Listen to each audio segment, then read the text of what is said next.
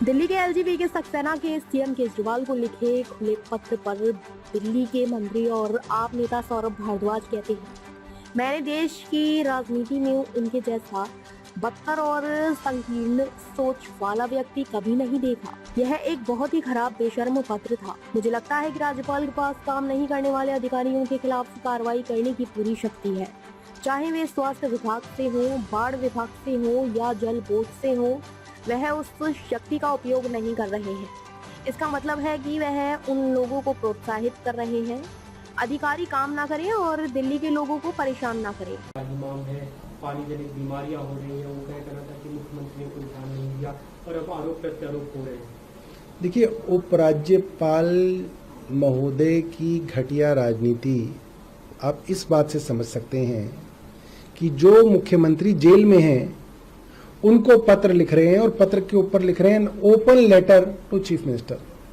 इससे घटिया और छोटी सोच का आदमी मैंने अब तक देश की राजनीति में नहीं देखा।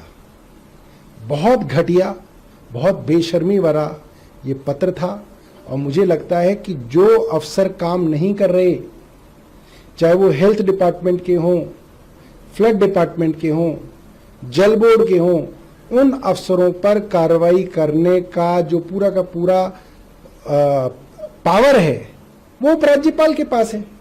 वो पावर तो हमें सुप्रीम कोर्ट ने दे दी थी, मगर केंद्र ने छीन के वो पावर उपराज्यपाल महोदय को दे दी, तो वो पावर का इस्तेमाल नहीं करे। इसका मतलब वो उन अफसरों को बढ़ावा दे रहे हैं कि वो काम ना करें और दिल्ली के लोगों को परेशान करें।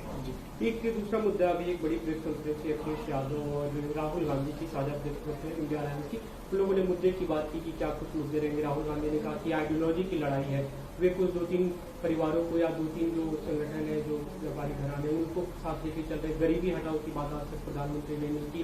वही भी सिख के जो पूंजीपति उनको बढ़ाने की बात करें, हम गरीबी हटाने की बात करें, महंगाई बेरोजगारी हमारे लिए महत्वपूर्ण मुद्दा है। देखिए, आज के चुनाव को अगर आप देखें तो 10 साल का शासन चलाने के बाद भारतीय जनता पार्टी के पास कोई ऐसी बात नहीं है जिस नाम पे वो वोट मांग सकें।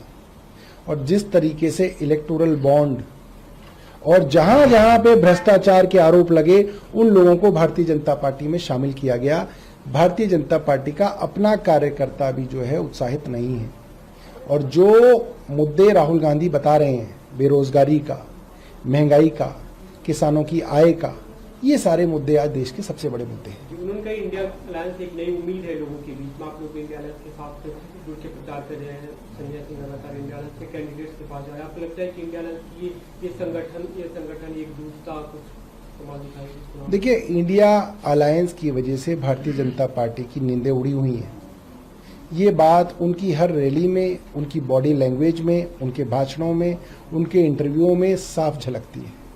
और मुझे लगता है कि इसी तरीके से अगर लोगों का मन रहा तो अगली बार भारतीय जनता पार्टी की सरकार बननी मुश्किल है।